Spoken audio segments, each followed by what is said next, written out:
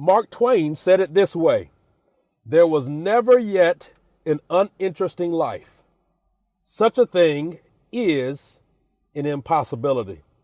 Inside the dullest exterior, there is a drama, a comedy, and a tragedy.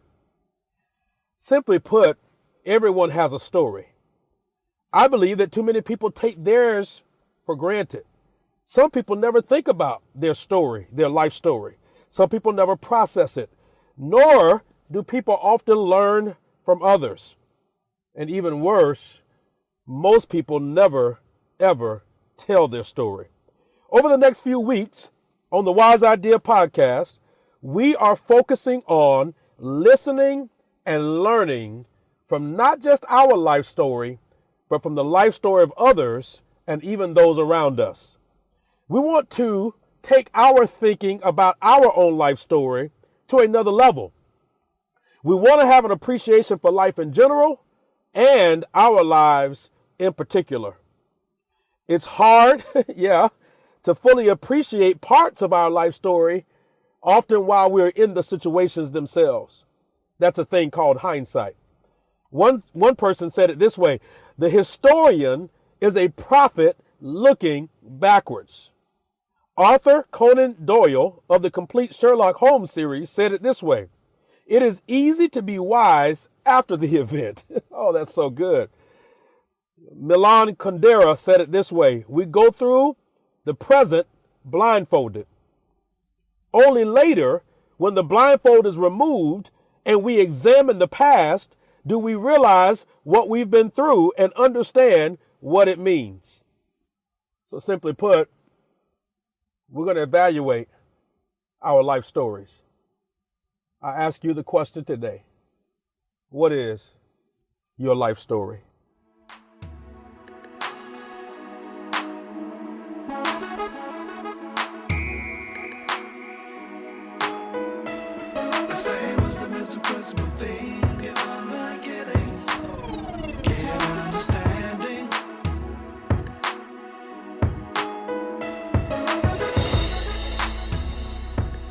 Welcome to the Wise Idea weekly podcast with Christopher J. Harris, focusing on life, leadership, family, marriage, and the church. We are providing tools for our inspiration and wisdom for life.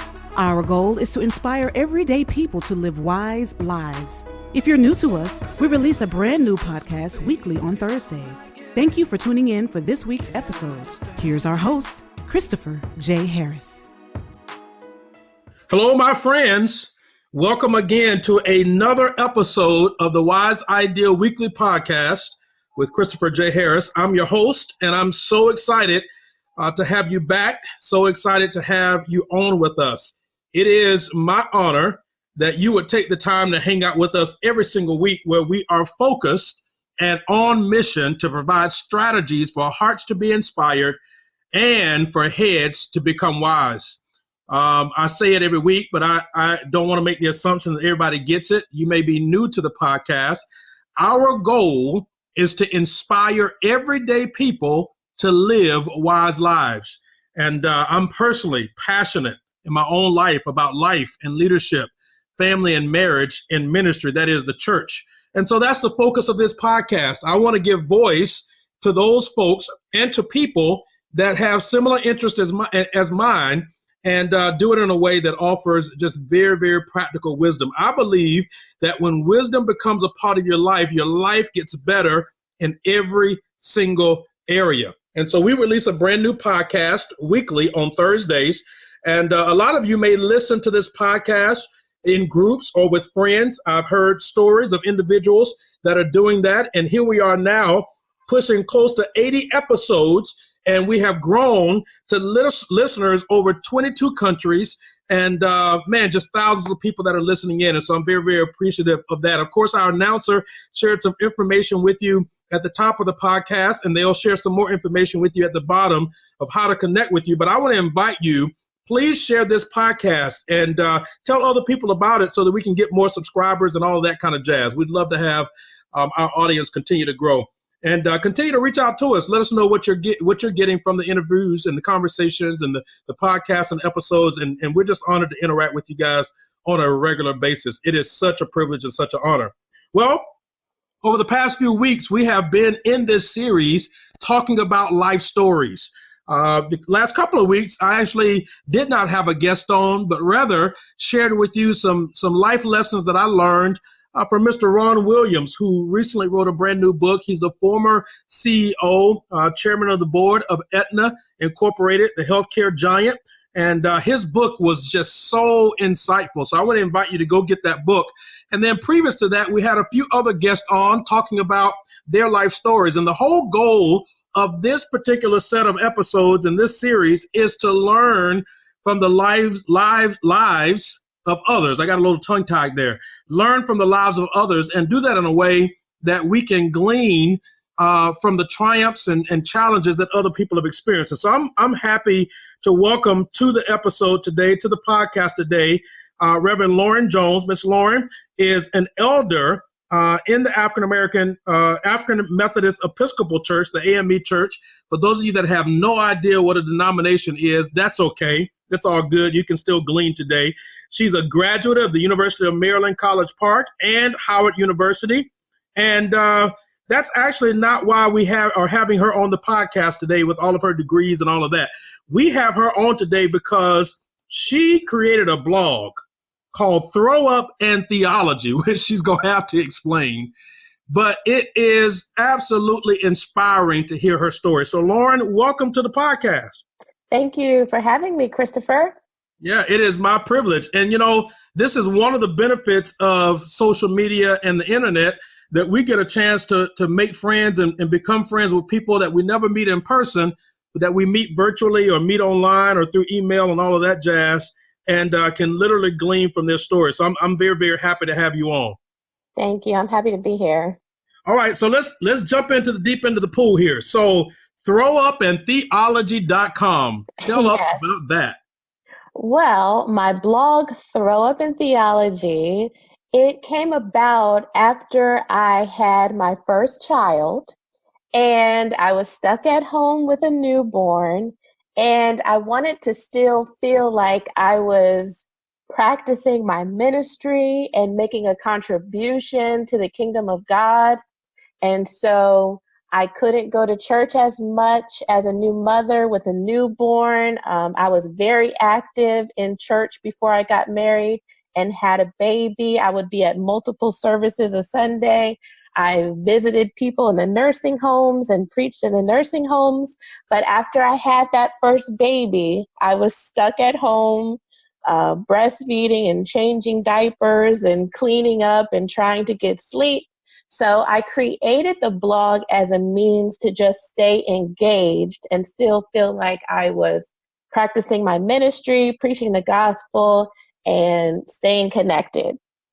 All right. So the real question is, and so the real question is this. So how long did you stay at home before you left? And the reason why I asked that is because there's so much diversity in thought about how long a mom is supposed to stay in the house before they leave. I'm old school, and my wife did not leave the house at least for the first 6 weeks. At the time, I was very... Oh no, I had my baby home for 2 months. He did not leave the house for 2 months. So at our church, we had a lady that came back like 2 weeks after the baby was born. Oh gosh, no. I am old school, and my pastor, who just retired, he's old school too. Like, we do not want women bringing newborns to church around all the people. So yeah, I was home 2 months before I brought my son out. Yeah, so it's funny to hear today, you know, in terms of the differences in thought processes between, you know, how folks do that. So our church is a true multi-ethnic, multicultural church. And so, you know, we've got all kinds of cultures and that kind of thing in our church. So the folks that you could tell, the folks that come from like a traditional minded family background, because, man, they have a baby and they're gone for like, you won't see them for like 6 months almost. Yes, I understand. Yeah. So the idea was that you created this blog, Throw Up in Theology. So no pun intended. The throw up part was just because you were dealing with throw up from a baby then, right? That's right. So my son had really severe acid reflux and he had projectile vomit. And so he just threw up everywhere all the time. So, of course, there's the alliteration with throw up and theology. And so I named it Throw Up in Theology because that's what I was dealing with at the time. Throw up from my newborn and theology because I'm a minister. Now, were you full-time at the church or you just were very active in the church? Well, I was on the ministerial staff at my home church, Reed Temple AME Church in Glendale, Maryland, but I also worked at the time as an executive assistant to the senior pastor at a Baptist church in Maryland. So I was full-time working at a Baptist church and I was also serving at an AME church. No, that's incredible. Now, Reed Temple, is that where Bishop Frank Madison Reed was at? No, he was out of a church in Baltimore, but he's really great friends with my pastor, the Reverend Dr. Lee P. Washington, and his family has been very influential in the establishment of our church. Got it. So you get the blog going. Your first child, your son is born. He's got this projectile vomit that's happening, and you're kind of getting back into the groove of life. And then you guys get hit upside the head with something that you weren't prepared to deal with. Let's talk about that. Yeah. So I got married in 2010. We got pregnant right away and had our son the very next year. And 1 year later, when my son was 2 years old, my husband started having seizures. And so he had 2 seizures back to back, and the doctors diagnosed him with epilepsy. And they diagnosed him with epilepsy because of a traumatic brain injury that he sustained as a teenager after being hit by a drunk driver. And so our lives just radically changed. Everything started going downhill from there because with the diagnosis, he could no longer be left alone with our son. He could no longer drive because we didn't know if he would have a seizure while driving. They had to put him on epileptic medication, which the doctors don't tell you really affect your mood, and they have horrible side effects. And so just the quality of our lives started to decline at that time. And we had a year of just dealing with the diagnosis and trying to gain some footing back into our lives. We sought out a Christian counselor that does marriage retreats at my church. We started meeting with him to just work through the diagnosis and our lives changing so drastically. I reached out to the Epilepsy Foundation to just get some understanding of what it meant to have epilepsy and what kind of quality of life we could have. And as the year progressed, he had his first 2 seizures in April. He didn't have another seizure until the fall of that year.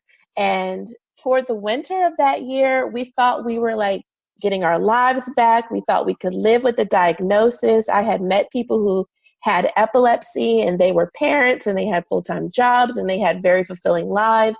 So we were finally getting to a place where we thought we could manage the disease and we didn't see it as a hindrance.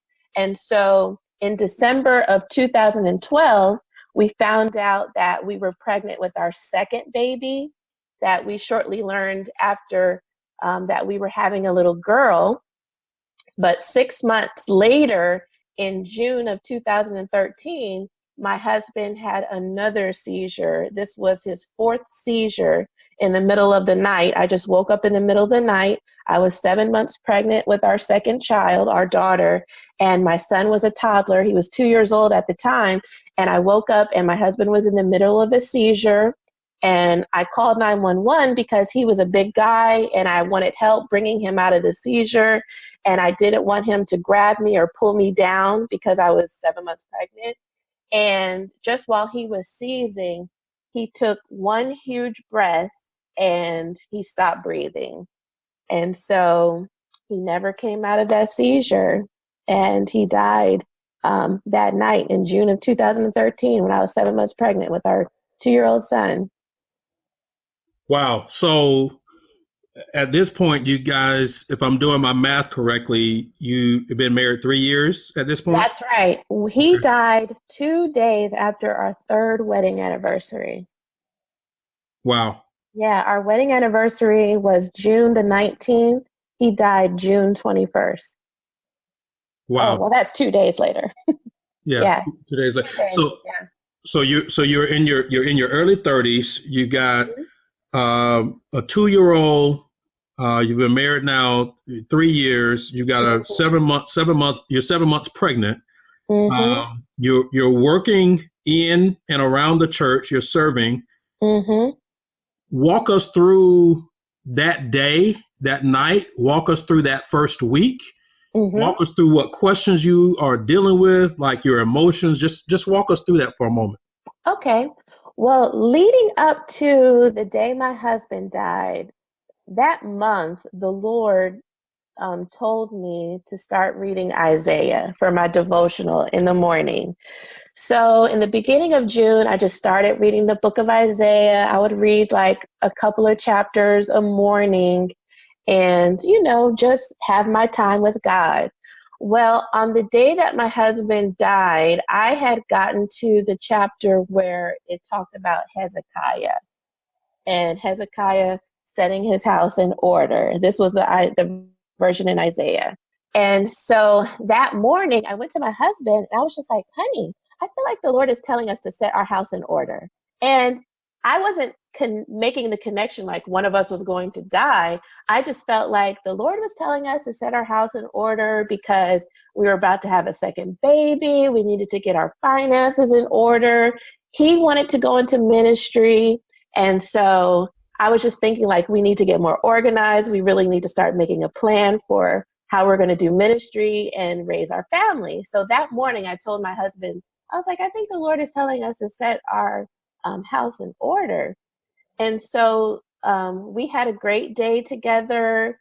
I only had to work in the office at the Baptist church where I work 12 hours a week. And so I spent a lot of time with my son and my husband at home. He was a minister of music. So he also had those flexible hours like during the day where we both didn't need to be at the church until the evening. So Lauren, let me just interrupt you just for a second and back So up. we just spent the day together. We went to this Dutch. Mhm. Yeah, I'm sorry. Let me back up. Let me ask two questions really fast because I think Mhm. if I'm listening to this conversation, there's two thoughts that I have right now. First of all, because I have such a diverse audience, Mhm. and everybody may not be a person of faith. So when you say that the Lord spoke to you and said to do this, what does that look like in a very practical way for you? Well, in a practical way, if I were to explain it to someone, it's just like an unction, a feeling, something that comes into your mind, like a book of the Bible, like, I think I should read Isaiah. And it's a strong feeling, like it's a strong intuition, like I should be reading this. And then there will be things in your life that confirm that. And so at the time, I was feeling like the Lord was leading me to read the book of Isaiah. It was just a strong leading. That book just stood out. That name of the Bible stood out to me. And That, so that that's when makes I sense. started my devotion. Yeah, that makes sense for sure. I think the other thing I was going to ask right before you started kind of walking through that day a little bit. So you mentioned that when you were talking about the quality of your life changing, and you mentioned things like your husband not being able to drive anymore, and not being able to be left alone with your son anymore. I was just about to ask, was he able to work, and was that a situation where that impacted your finances? Did he have to change careers? Like, what did that look like? Well, my husband was a minister of music and he worked at a church full time. And he also taught music at an elementary school. At the time of his diagnosis, I didn't realize that his mental comprehension, he was having comprehension issues.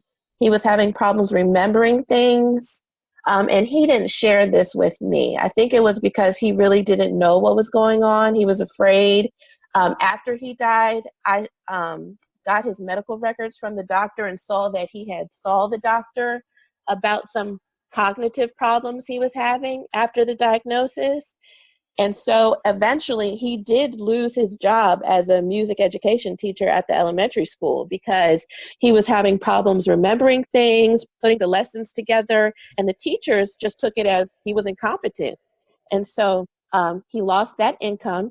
But my husband was also a minister of music, and he was a worshiper. He was very talented. He played the piano, the organ, the drums. He could sing. He actually had his bachelor's degree from Berklee College of Music. He comes from a family of musicians and worship leaders. So he really had a heart for God and a heart for worship.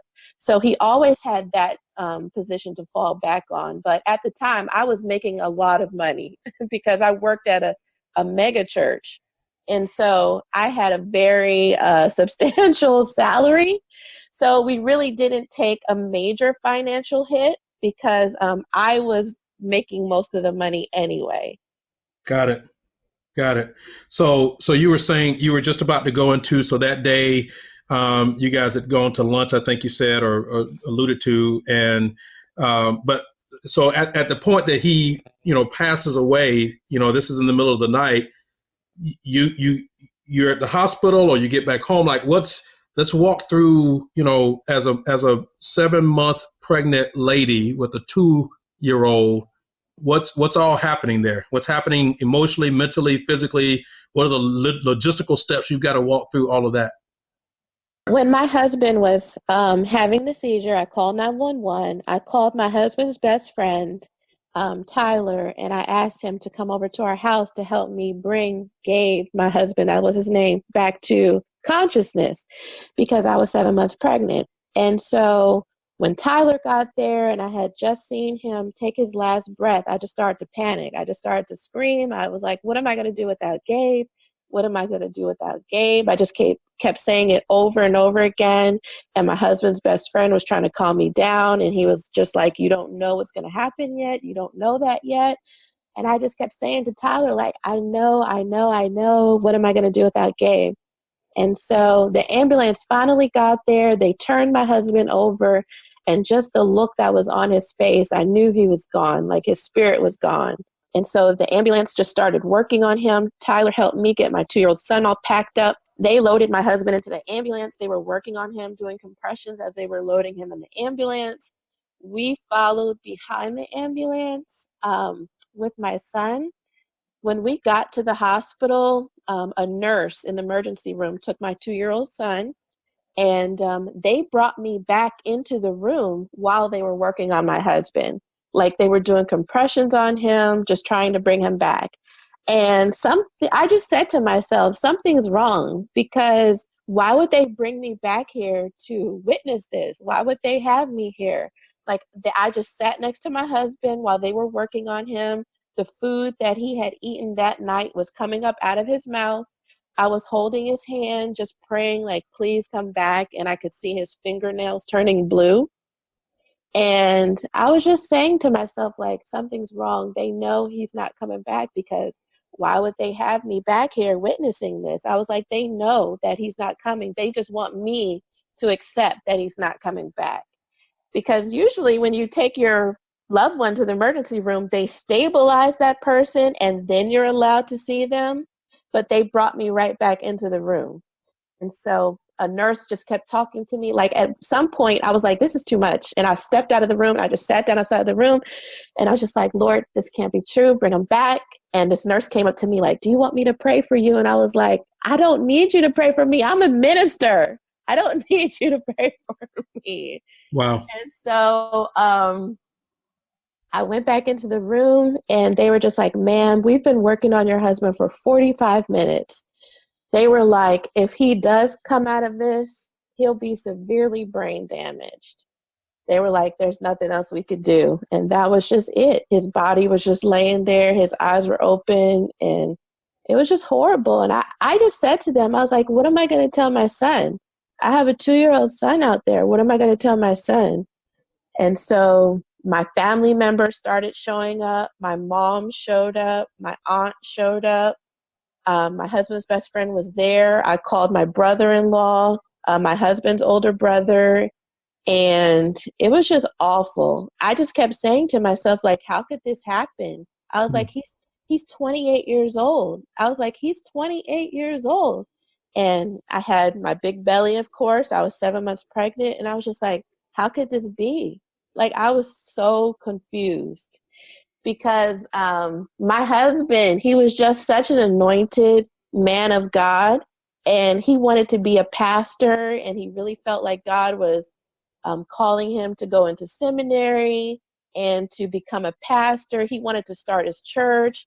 And we had even made steps to, start putting our team together to start our own church. And I was just like, Lord, how could this be?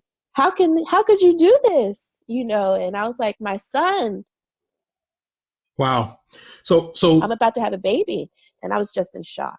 And so, go ahead. So at what point do you, because at this point now it's probably 4 or 5 in the morning. Mm-hmm. So at what point do you say to your son, Dad's not coming back? My son was 2 years old at the time, and my son is highly functioning autistic. At the time, he was nonverbal. And so I didn't tell him. I was just like, Daddy's not here. I didn't know what to say to him because at that time, I didn't know what he understood, what he didn't understand. I just didn't say anything. I couldn't say anything. I didn't know what to say. It was just too much. And so I didn't say anything because he was nonverbal. He didn't ask. So that part I didn't know when you and I spoke. I didn't know that your son, your oldest child was autistic. So that adds another dimension. Yes, it does. to the first year or 2 years of even dealing with your husband's illness and that kind of thing. Mm-hmm. Yeah. Our son, at the time, we didn't have a diagnosis, but we could see developmental delays in our son, and we saw that he had a lot of sensory issues. And so I kind of knew that he probably had autism.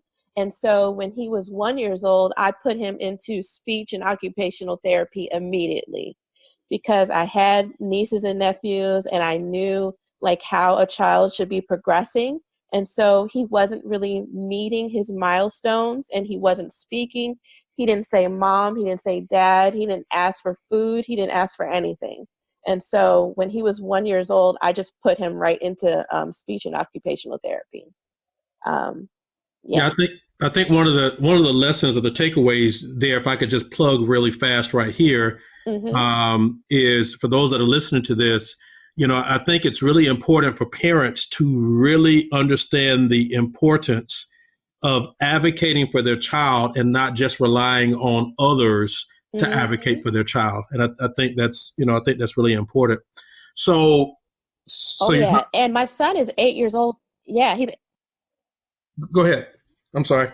No, I was going to say my son is 8 years old today, and he's highly intelligent. He's speaking well, and most people don't even know he's autistic. So, yeah. Wow. Mm-hmm. Wow. Well, kudos to you and your team, and the folks that have been helping you through that process. That's incredible. Mm-hmm. So your husband's passed away now. Walk us through, from the point that the funeral has taken place, family members and friends are now started to kind of go back to their own thing. Mm-hmm. Give us a 30,000 foot view of what the next 6-9 months, a year looks like for you and what you're dealing with. Well, I was still in shock. I think I was in shock for at least a year. And I just went into self-preservation mode. Like, look, I have these kids. I have to provide for them. I have to keep going, So I just kicked into self-preservation mode. the job that I was at the time, the church, they were very helpful. They gave me a lot of bereavement time. They were very supportive. But when I returned back to work, they just wanted me to work hours that I just could not work, being a mother of 2 small infants. They wanted me to go back to a full-time schedule. And I was just like, oh, there's no way I'm doing that. I have my toddler and I have a newborn, and I am not putting them in daycare. So I actually ended up getting fired from that job. And in hindsight, I know that I needed that time because it gave me the time to just be present with my children and help my son through the transition, who was still 2 at the time, and then just be a mom to my newborn daughter. And so Lauren, I got to ask, wait a minute, hold on, before you go too far, because that's as an employer, a person who has the ability, has had to walk through hiring and firing and employee nuances. So let's back up for a moment. So the church was very, very gracious, you said, with your bereavement process. How long did you stay away before you came back? I think I was gone for at least 2 months, maybe 2 or 3 months, because remember, I was 7 months pregnant at the time my husband died. I gave birth 2 months later, and then I went on maternity leave. So I was getting paid a full-time salary for 2 or 3 months.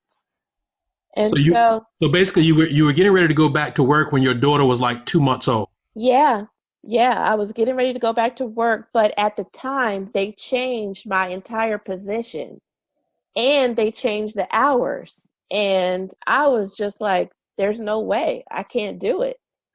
Were those changes already in progress before all of this happened?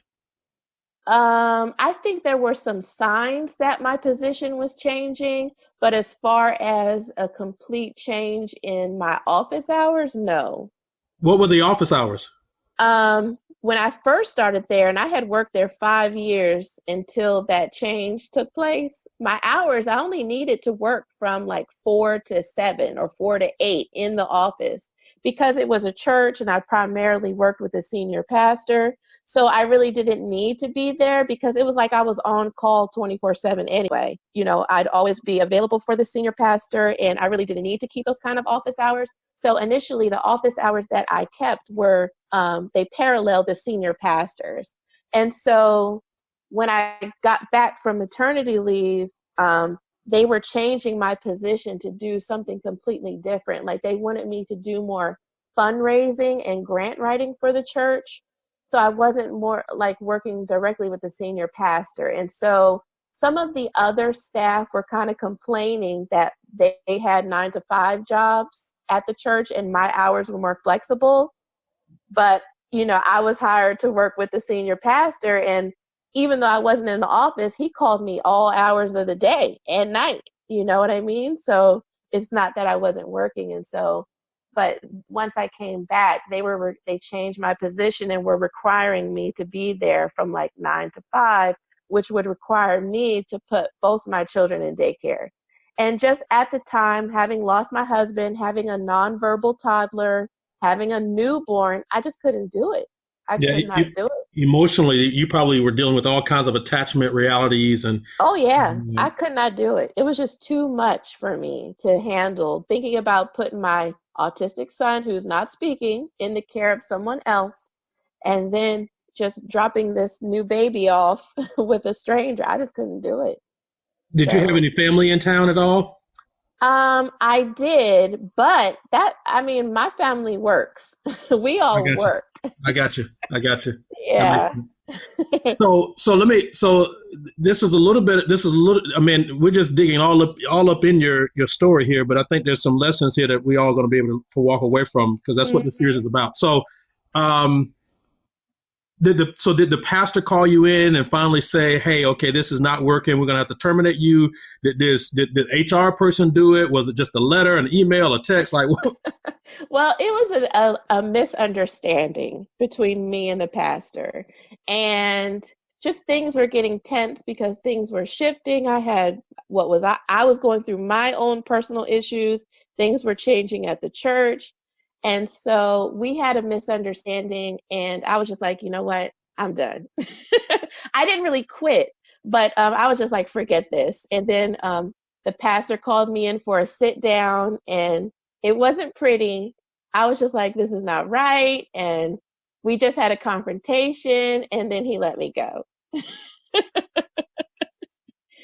So are y'all friends today? We are not friends, but I mean, we're not friends, no. We're not friends. All right, so like this is about life stories. So all right, so I'm gonna put you on the spot now a little bit. So all right, so when you look back on that, right, and I want to be sensitive to the reality of contextually, man, your whole world was being flipped upside down right now. Yeah. Right. You were going through, at least in my mind, from hearing just from the day, I mean, you were going through 6 major life transitions at the same time. Yeah. Which most people can only handle about 1 or maybe 2 at the same time. You were dealing with 6. Right. All right. So all of that said, and being sensitive to that reality or those realities, what do you believe, just from the employment situation, that you could have done differently? I feel like I probably did overreact, because the pastor actually said to me, he was like, look, Lauren, I didn't want to fire you, but as you said, I was dealing with a lot. I couldn't deal with any more change or transition. And I really didn't want the position they were trying to move me into anyway. And so I was just like, forget it, let it go. Yeah, because I didn't want the position they were trying to move me into. And it was just too much. It was too much change for me. And I just wasn't ready to do it. As you said, my husband just died. My son was autistic, nonverbal. I just had a baby. So I have all these physical, emotional, spiritual issues I'm going through. And you were trying to avoid postpartum depression and just all of that. Well, yeah. I mean, I all of that. I had so much going on, but I could have reacted differently. But how does one react when they lose their husband, they give birth, and they have all these things going on? Yeah. No, as a dad of 4, I'm literally sitting here just processing, navigating, what our lives look like with my wife each time, each time there was a new child that came into the world, and what our home looked like, our home life looked like, et cetera, et cetera. So you doing that alone, I think, man, I don't have words for it. Well, it's nothing but the grace of God. Yeah. So okay. So, I will say this though. I think that one of the things I've learned over time, in my first book, I wrote about temporary assignments. Mm-hmm. And one of the thought processes for me, and even writing that book, was having to deal with life change and life transitions without so much of a. There were lots of books that I read that were on change or transition, but not as many that were written from a biblical lens or a faith lens, tied with wisdom. So that's why I wrote the book. But one of the things that I say in that book is the bigger and the more transitions you're going through, often the slower your reactions need to be. Mm-hmm. And I think that's a takeaway from hearing. And again, that's within the context of not overlooking that you were going through 5, 6, 7 transitions at the same time that were all major transitions. Mm-hmm. So, all right. So, man, our time is flying by. Okay. So how long do you stay out of work? Do you get an unemployment at the time, or you're living off life savings? Like, what's happening? Well, I lived off of savings, and I started receiving Social Security from the death of my husband for both of my children. So I was home with them for probably like a year and a half before I went back to work. And I really needed that time to just grieve, to be with my children, and to just get my life back on track. Were you in counseling? I did go see the counselor who counseled my husband and myself when he was still alive. I saw that counselor a few times to just talk about, my grief and the loss, and that was very helpful. Did you lose count of how many meltdowns you had? Man.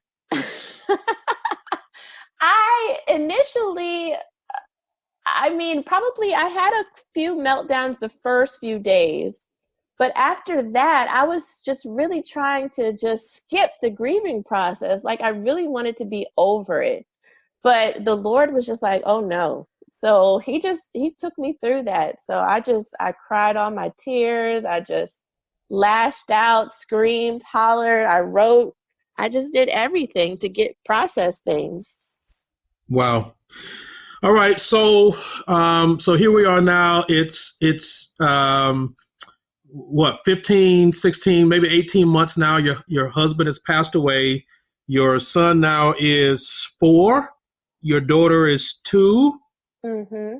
You go back to work at some point? Yes. All right. I made so many just decisions.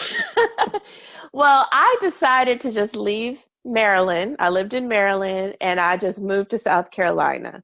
Is that where you are now?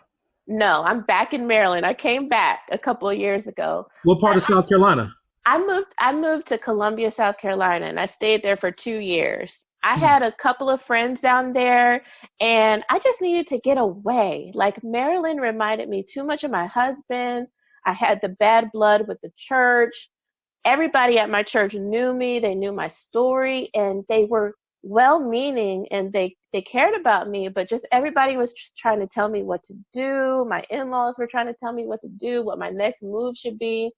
And I just needed to get away. So I just packed my babies up and I moved to South Carolina. I connected with a pastor down there of an AME church.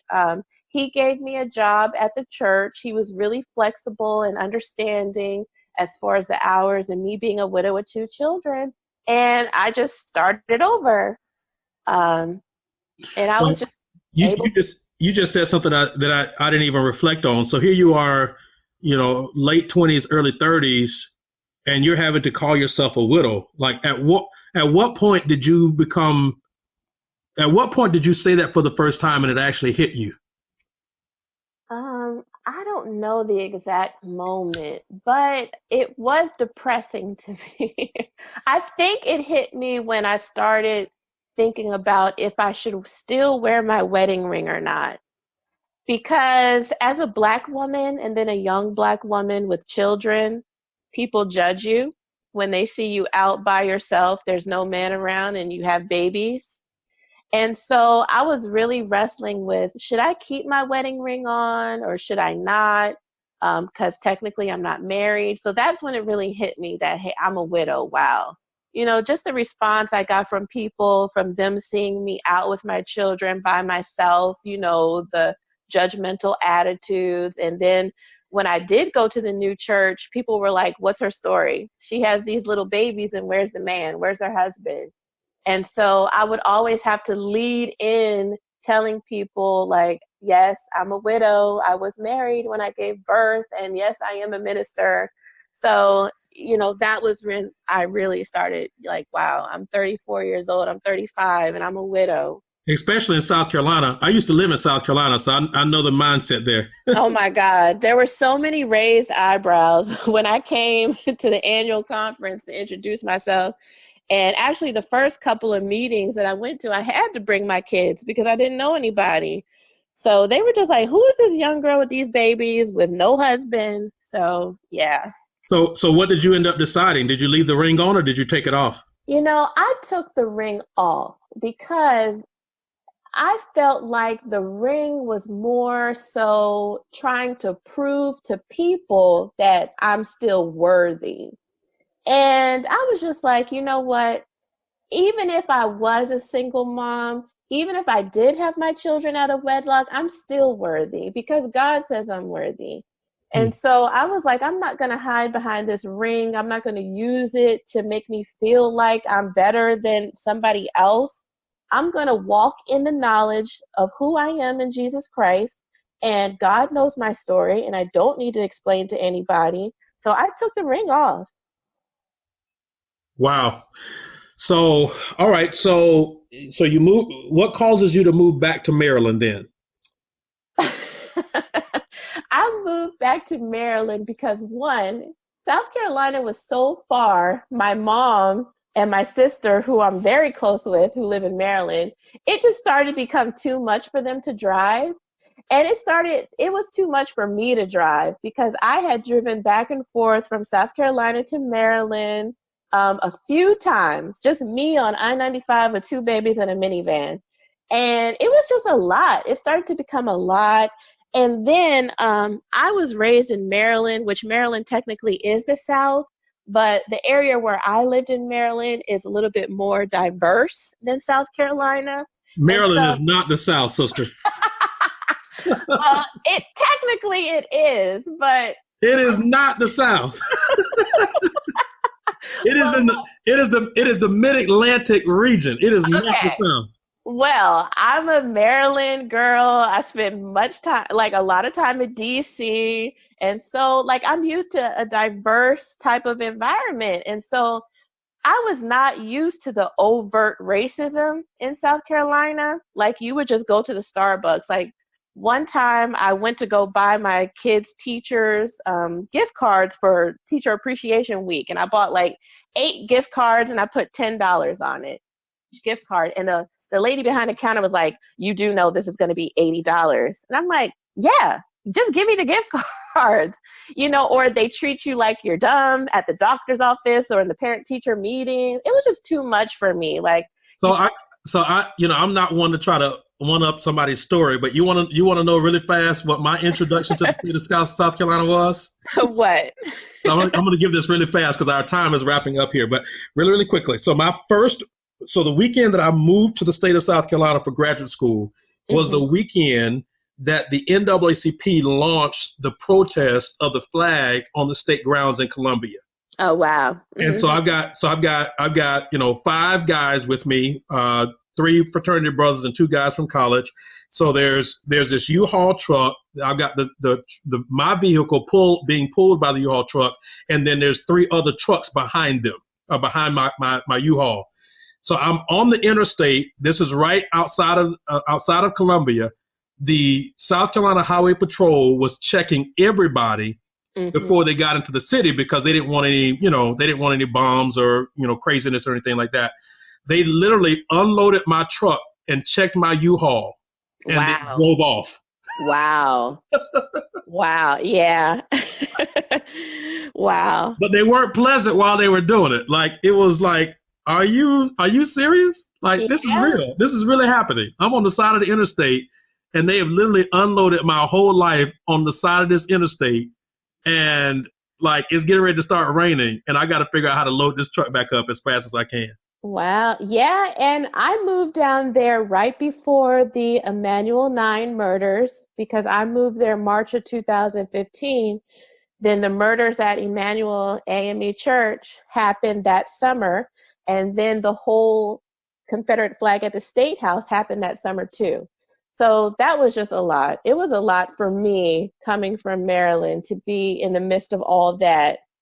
It was just a little bit too close to home, being that I'm an AME minister and, the Mother Emanuel murders happened. And I was just like, wow, where did I bring my children? And so I was just like, I need to go back home. So you get back to Maryland and you get a new job and you meet somebody. Well, actually, I knew him already because we've been friends since college. We've just been platonic friends since college. He's just been my homeboy. I used to think I thought he was attractive when we were younger, but I was just like, nah, that's my homeboy. I'll never date him. We're just friends. So we've just been friends over the years. He was invited to my wedding with his girlfriend. He came to my house with our other college friends when my children were born. And he helped me move with my other college friends after my husband died. So he's just been my friend all throughout the years. And I was just like, you know what? Life is too short. Let me tell my friend, my homeboy, that I like him as more than a friend. Because like we've always had like a vibe with each other.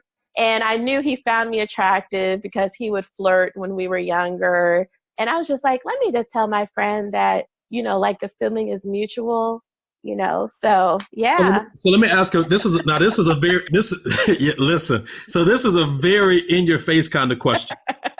All right. Yeah. So this is now what, 2.5, maybe 3 years after your late husband has passed, right? It was like 2 years and some change. Yeah. Okay. Oh yeah. You definitely from Maryland, 2 years and some change. I love that. All right. So how do you distinguish between authentic feelings that you're having for this person versus still wrapping your mind around being a widow and the emotions of what all of that means? Well, he wasn't the first person that I dated after my husband died. So, Really? yeah, I had dated because, like, after a couple years, I was like, you know what? I'm young. I want to go out. I want to meet people. I just don't want to be home raising babies. So, I went on a couple of dates with 2 people, dated a couple of people casually, and, just to get back out there and enjoy my youth. And so, I kind of could recognize like if I stayed with this guy, like the second guy I dated, like if I stayed with this guy, I'd really be like just on a rebound or settling. So it wasn't like he was the first guy I dated after my husband died. I had already worked through like, you know, the, the possibility of being on the rebound or. How did you work through that with a counselor? Did you work through that with a friend? Did you work through that alone with books? Like what did that look like? I mean, just my girlfriends and my mom, and just in prayer and thinking about like what I want in my life and what I want for my children. And I'm the type of mom that's like a helicopter mom, and I'm like really paranoid. So I knew that I wasn't going to be bringing just anybody around my children or bring a whole bunch of people around my kids. And so just thinking about, if I do have a relationship with someone, I want him to be this kind of man, godly man, someone who I can trust with my children, who wants to be a husband and a father. So I really don't feel like I had the luxury to be like on the rebound or, just date haphazardly because So I had to think about my babies. yeah, so if I knew your middle name, I would call your middle name right now. So Reverend Lauren Jones, we're gonna have you back on the podcast to talk about helicopter parenting because we just can't have that. Oh, I know. I try, but Yeah. I'm sorry. This world is crazy. So all jokes aside, did you have a fear that if you got married again, that this could potentially happen again? Like, what does that thought even enter your mind? What happens? Oh, it does. It's just something that I have to, that is just something that I wrestle with, and I really have to bring it under subjection, like cast it down, because I know what God has for me. And I have to keep reminding myself about God's promises. Like, look, if it does happen, I'll be okay. But God is giving me another opportunity to love, another opportunity to be married and share my life with someone. So I don't want to let fear steal that from me, like steal, kill, and destroy that hope and that life that the Lord is presenting before me. So I do have those thoughts, but I just try to be reminded of God's promises. No, that makes sense. So y'all start dating, you get serious, you get engaged, and then you get married. What are the kinds of conversations that you all have that gets you over the hump and allows you to get over the challenge of being a widow to make sure that your marriage starts healthy? We're getting married in October. And, I thought you were already married. No, we're getting married in October. We are engaged, but congratulations. We're planning our wedding. And so we're in marriage counseling right now with the same counselor that counseled me and my first husband, the same one who counseled me through my grief. And now he's doing my premarital counseling. So he knows my whole story, this counselor. And we make sure to talk about like the issues that I bring to the table and wrestle with being a widow, and then having, my children's biological father in our story, and how we deal with that, and how my fiance, just deals with that. But thankfully, like, he's very secure, and he doesn't feel like it's an issue, me being married before, being a widow. And so, he just looks at it as, I come with experience. I've been married before. I don't want to take time for granted ever. And so I just make sure to, like, I want to be loving. I want to have good days. I want to, like, cherish every moment. And so that's what I bring to the table now. So as a married person, I got to ask, many married couples have disagreements, and my wife and I are knocking on the door of 20 years now. Wow. And so, as we've discovered, at least for us, that as you get older, and as your marriage gets, you get older in your marriage, you have less and less arguments, right? That's obviously the goal. But as a person who is still very young, who has lost a spouse, how do you navigate conflict? Do you even have it? Are you saying, like, man, this is not worth it because I've lost someone before? And, so what's the thought process there? I do have conflict, and my fiance would totally laugh at me if I said I didn't. But we do have conflict, but I try to keep the bigger picture in perspective. When my husband first died, I had a lot of guilt. I wrestled with guilt for months because I was just like, why did I nitpick him? Why did I get on him about eating in the bed? Why did I get on him about the trash? Why didn't I do this? Why didn't I do that? Why didn't I tell him I loved him? Why didn't I watch the game with him? Like, all these questions just bombarded me. I had so much guilt because I felt like I wasted so much time being a nitpicky wife. So now I just try not to major in the minors. You know what I mean? The things that seem so important with my first husband, when he was dying, they didn't matter.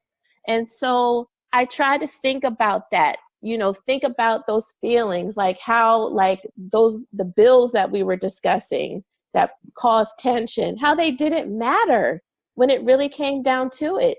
And I was still okay. So moving forward in this new marriage, I just don't want to major in the minors, like, and everything is minor, I just had a wow moment. Mm-hmm.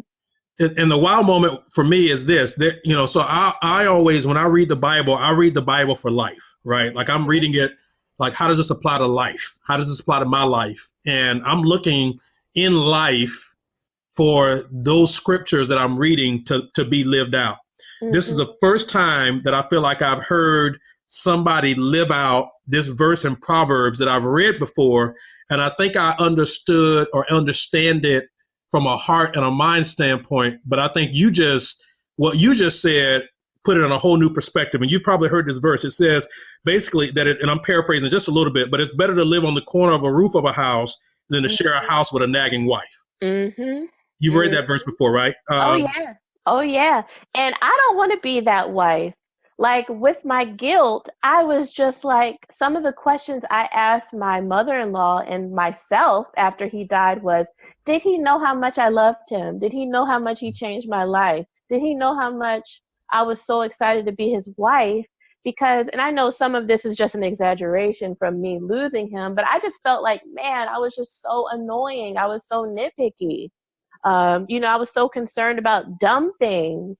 And so it took me a really long time, and it took for the Lord to just give me peace, to let me know that my husband did know I loved him. I wasn't as bad as I was making myself out to be, and I can do better. You know what I mean? It was like going through that grief was also a humbling process. Like, it made me have to really take a look at myself. Like, what type of person do I want to be? What kind of legacy do I want to leave?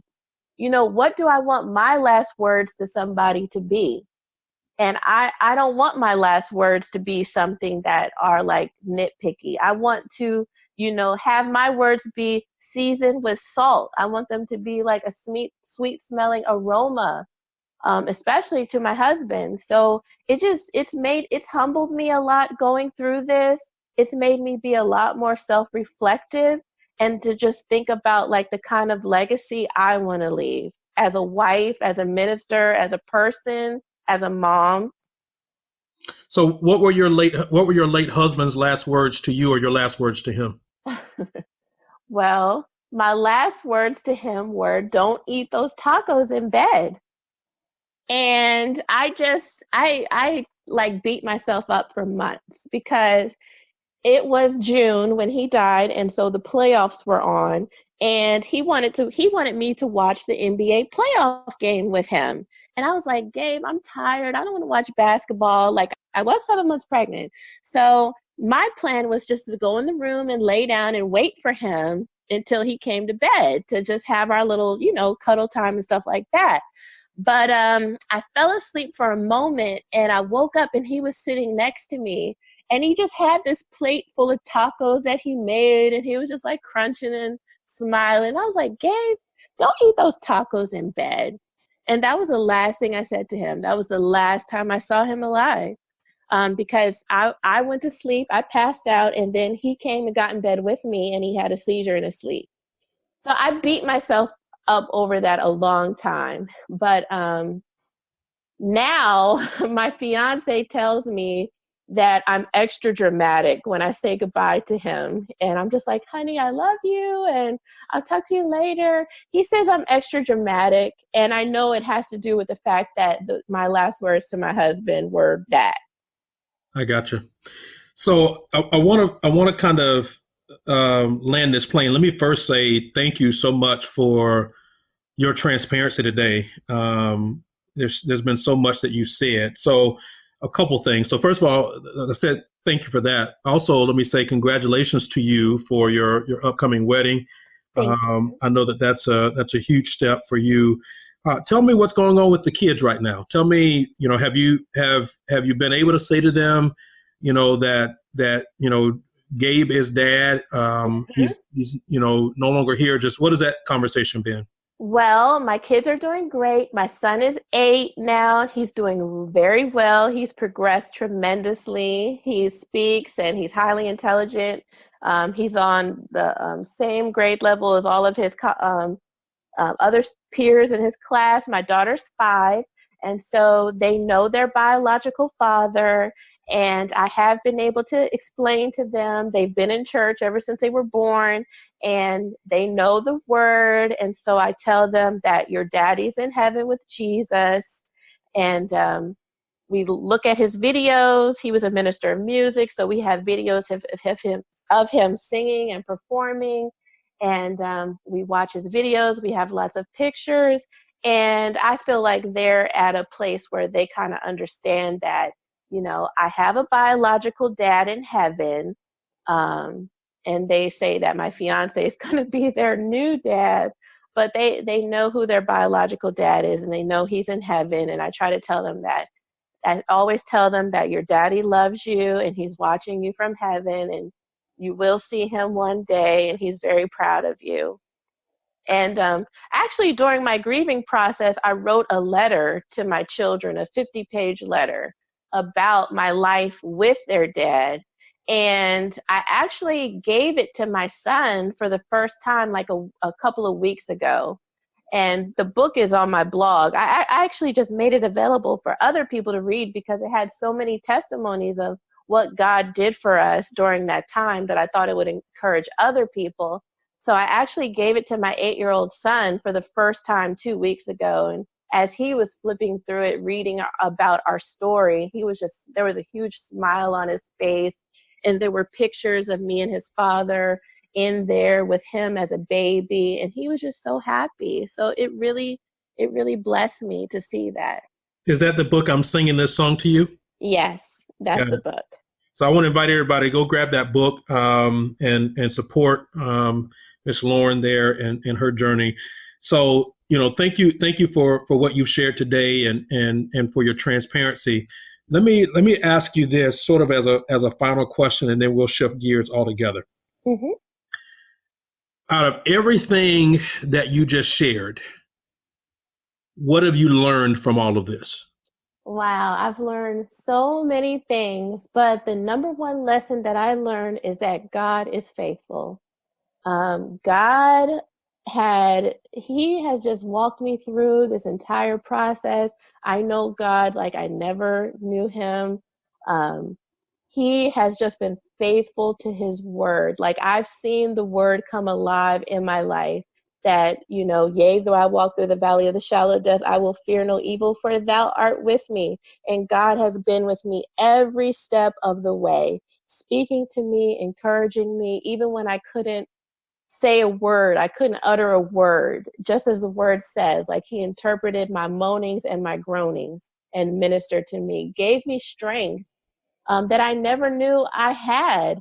I always tell people that when I had my son, it was really hard for me to be a new mom. But when I had my daughter after my husband died, that was like the easiest infant newborn I had. And I know it's only because of the Holy Spirit. Like he made that time easy for me. He just carried me through. Like I look back in awe sometimes, like, how did I do it? I was by myself. I moved to South Carolina. I've just done so many things, and God has just been there every step of the way. So that's the one major lesson that I learned, that God is faithful. His word is true. What he said he will do, he will do. So I can appreciate that. I can appreciate that answer, and I am on board with that. Let me ask this, and please hear this in the context, because I believe that one of the life verses that I love is in Proverbs. It says, "He that wins souls is wise." I think we often sometimes have to connect the dots sometimes for people in a way that makes sense if they don't have a faith background. Mm-hmm. So I would have probably answered or have answered in times past the same way, and will probably continue to do that in the future. If somebody's listening to this and they've not yet fully embraced what you and I believe about God's word, and we are in that space where we're living that out and trying to live that out every day, what are the additional practical things that you've learned from this that I can couple with the God is faithful answer? The one thing that you can couple with it that's practical is that you need good people around you. It really does take a village. You can't do everything by yourself. I have always been like an independent person, wanting to do everything on my own, not wanting to ask for help. But losing my husband and having two infants just put me in the place where I needed to ask for help. I had to like create my support system and reach out. And another thing is I was very, in the past, not really open to letting new people in my life or in my personal space. And so I kind of opened up and learned how to trust people more, how I learned how to accept help from people when they offered it, because you can have your little circle of friends and family, but you can really tap them out. So I had to learn how to accept help from people who wanted to help me, and then just humble myself um, so that I could receive that help, and then let myself know that it's okay, that everybody needs help, and that it's okay to receive help. And I also learned that you really have to not take things for granted, because we really do take people for granted. We just assume that they're going to be there at all times. And I learned that that's just not true. Like, I never would have thought in a million years that my 28-year-old husband would die. I mean, I always thought like, oh, he's 28. We have years together. Like, I just thought we had years together. And so I feel like I could have maximized our time more if I knew that we would only have 3 years together. So just don't take people for granted. Don't take life for granted. It really is a gift.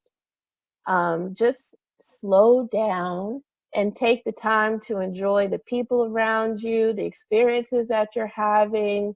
the sights and the sounds, because you never know, it may never be the same again. So those are just some of the things I've learned. Wow, I don't think anything else needs to be said after that. And to your first point there that you made about, or second point, I'm sorry, about accepting outsiders in and being vulnerable.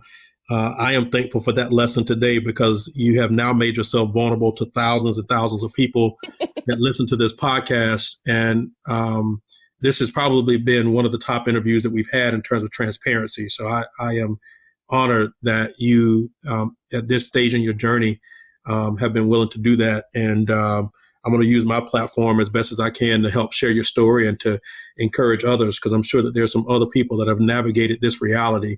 And yeah, this is very good. So I appreciate it. Any closing remarks from you at all, or anything you want to share as we get ready to close out today? I think I've said it all. Okay. Yeah, if there's anyone who might be going through something similar, just know that if I can make it through it, so can you. And your days may seem dark now, but they'll get better. You will be able to look at the sun and smile again.